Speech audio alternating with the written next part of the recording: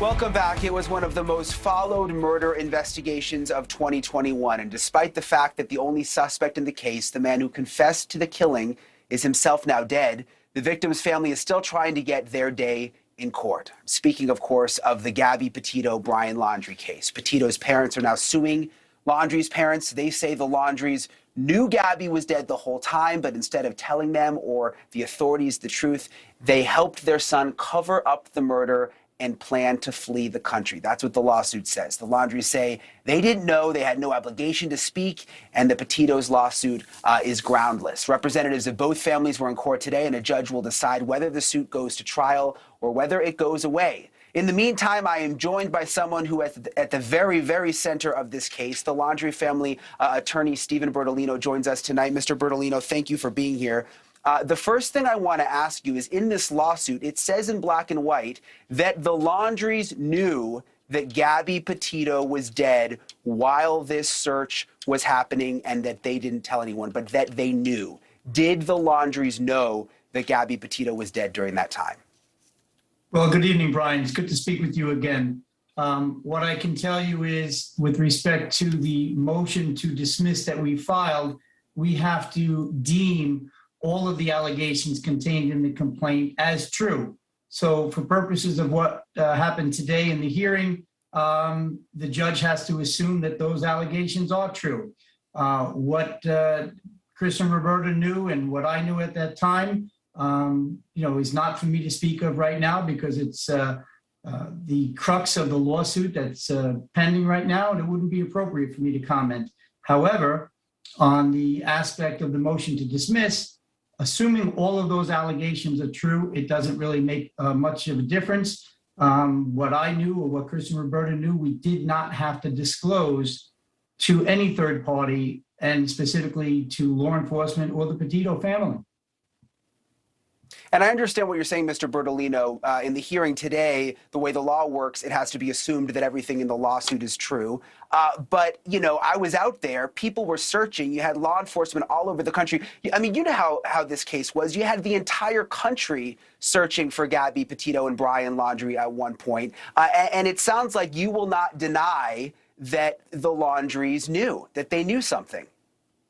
What I had said months ago, Brian, was that I don't know exactly what Brian had said to his parents. I had said publicly, perhaps even on this particular show, that what Brian told me was privileged. I was not going to share it. I had conversations with Brian. I had conversations with Chris and Roberta. I had conversations with them separately, and I had conversations with them together.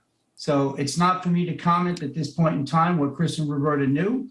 I can tell you what I knew. I can maybe perhaps someday tell you what Brian knew, but none of that's going to happen tonight on this show. Yeah, you've said that in the past, that someday the truth will come out. Obviously, there is a lawsuit pending. But in that lawsuit, I've got to ask you, because it says these things in the lawsuit, it also says that the Laundries, your clients, were planning to get Brian out of the country. Was that plan, in fact, happening behind the scenes? Yeah, well, I think that all of that speculation came from the legal experts and the pundits that were on 24-hour news shows that had to fill in some time. And what better way to fill into time than make stuff up? So, in reality, you think about what happened, Brian, you were there. Chris and Roberta did nothing but stay in their home. There was speculation that there were burner phones, that we were dressing him up in funny outfits and sending him across the Mexican border. Sending him across certain bodies of water to other countries in the Bahamas, or perhaps out on the Appalachian Trail. All of that was just, fill-in work for the networks that had to fill in some time 24/7. You mentioned that I was there. I was outside the house for a long time watching your clients come and go, along with a lot of other media.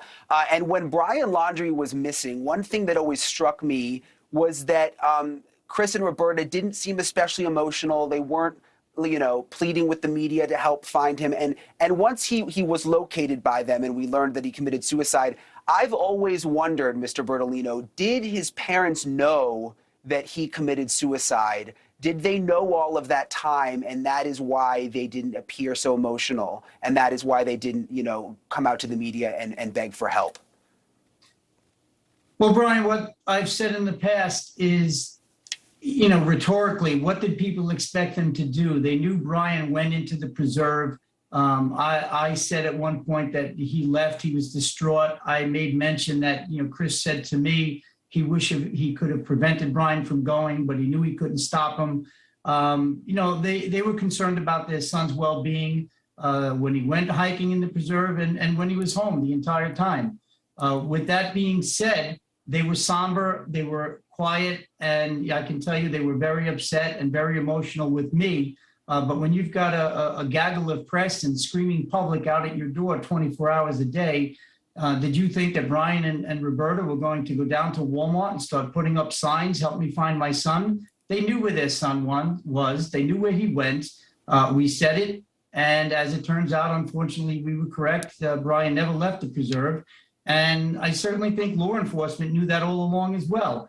And that's why, some people in the press and the public questioned whether Chris and Roberta should have done more. But what more could they have really done when you had all that law enforcement manpower searching? Well, let me interrupt you, Mr. Bertolino. You're saying what more could they have done? But I mean, just honestly, I mean, it seems like they really did nothing. I mean, they stayed in the house. Their son was missing. Gabby was missing. Their son's fiance. They didn't really do anything at all, did they? Well, again, you tell me, Brian, what should they have done? Did you want them to go to Walmart and hang up a sign? The entire country. Couldn't they come out? Couldn't they have come outside and pleaded? Couldn't they have come outside and pleaded with the world? If you know where Gabby is, come forward. If you know where Brian is, come forward. I mean, why couldn't they have done that?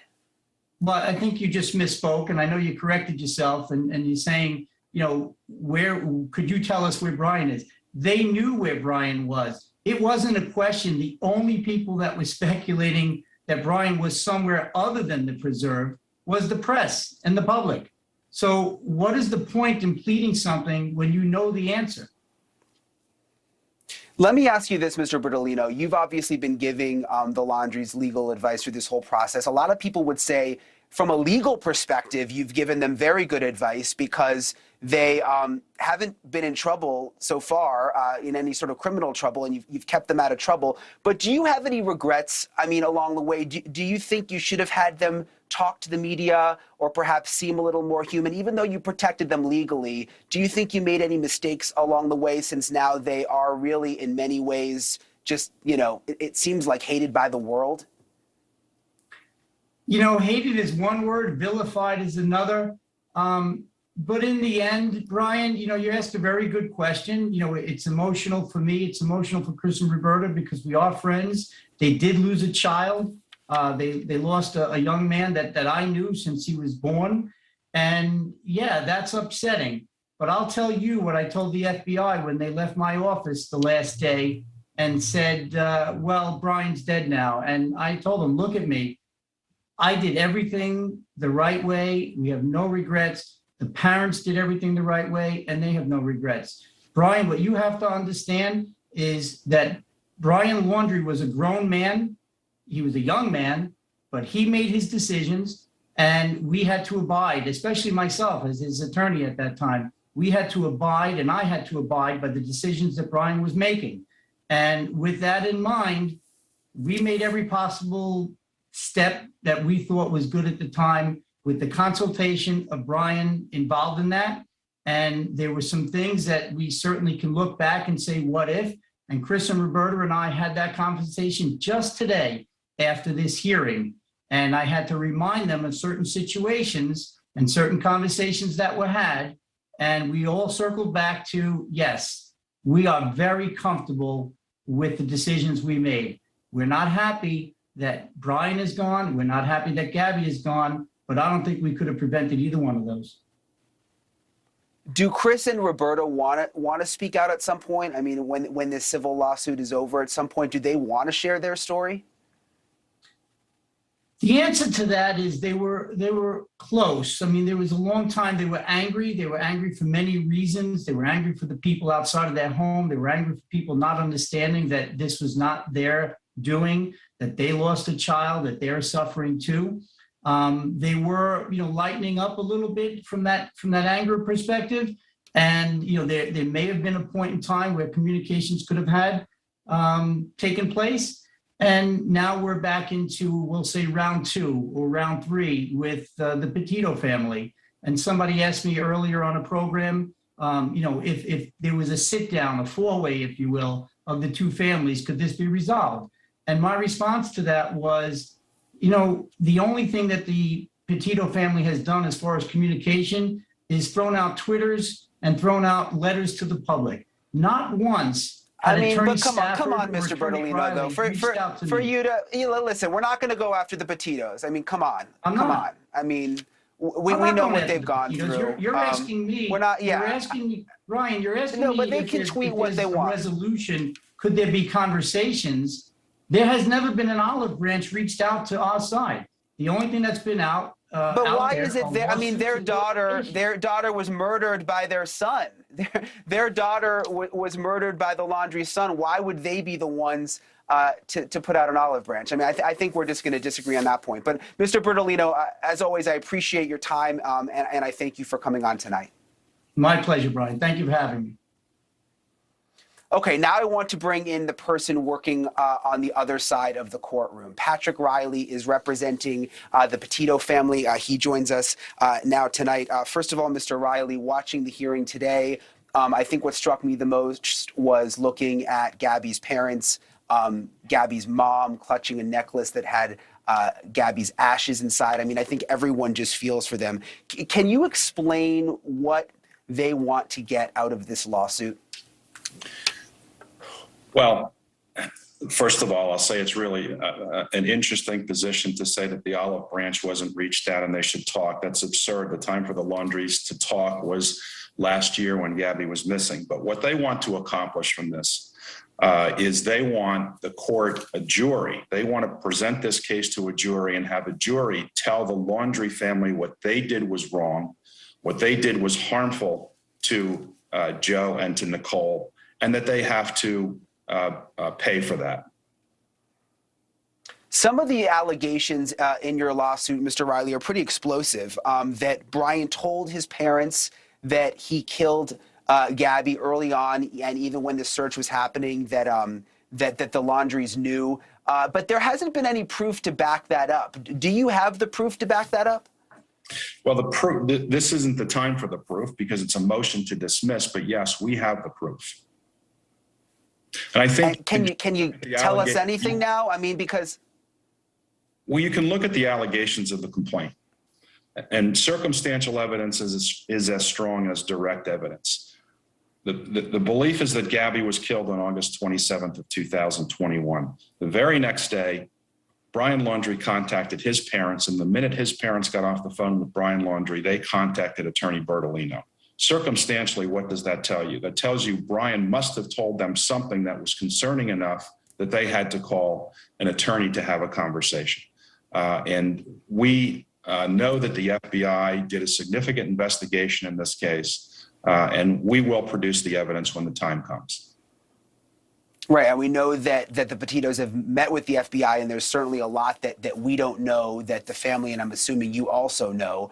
But at the end of the day, I mean, ethically, I think most people could agree they can't understand how could the Laundries be so close to the Petitos and allow them to go through this and not even reach out to them during that time. But I mean, legally speaking, don't we all have the right to just stay silent in situations? I mean, can't we all just decide not to say anything? Isn't that their legal right? Well, if we were in a court of morality, which unfortunately we're not, this would be a really easy decision. But to focus simply on the fact that they remain silent ignores all of the other proof in this case that leads to our claim for intentional infliction of emotional distress. It wasn't just remaining silent. It was going on vacation, basically thumbing their nose at the Petito family saying, we know Gabby's not here, but Brian's back. And by the way, Brian drove Gabby's van back. We're not going to talk to you. We're going to go on with our life as though nothing happened. And we're going to go on vacation with our family to DeSoto Park. And they took other trips that I believe will be shown in the future with Brian. Then they, because Nicole Schmidt was trying to get a hold of Roberta to find out any information she could possibly find out about Gabby and where Gabby might be. Roberta blocked her on her cell phone, so she couldn't call her any longer, couldn't text her any longer. And the Laundrie family was the only source that the Petitos could turn to say, hey, where's Gabby? Where is your son's fiance? She blocked it. And then later on, that statement was issued by Attorney Bertolino. And what's the significance of that statement that's issued by Attorney Bertolino? When they decided to speak, when they decided to break their silence, they did that at a time that they knew that Gabby was dead. They knew where her body was located. They knew that the Petito family was grieving and was desperately seeking any information they could get to find their daughter, Gabby. And what does Attorney Bertolino say? With that knowledge that she's dead, with that knowledge that she won't be found alive, they say, we hope you are successful in finding Gabby and the family is reunited. They gave false hope to the Petito. Right, and it was, I mean, I do get the feeling, Mr. Reilly, a lot of these statements were very, very carefully worded by Mr. Bertolino. I want to ask you really quickly, if the judge does decide to dismiss the lawsuit, where does this go from here? Will we get some of this information? Will we get answers? Is there another avenue, or is that the end? Well, if the judge dismisses it, we may appeal it. We'll have to talk about what our options are, but certainly a freedom of information request could be made for the information that the FBI has, and it will be eye-opening. Yeah, and we've tried that. You know how it is. I mean, you obviously have the information, but from a media perspective, sometimes with the FBI it can take years. But we hope to get all that information. We really do. Patrick Reilly, really appreciate your time. I watched you in court today. Thank you so much for coming on tonight. Thank you for having me. Thank you for watching. Go to newsnationnow.com to find NewsNation on your television provider. And don't forget to click the red subscribe button below to get more of NewsNation's fact-driven, unbiased coverage.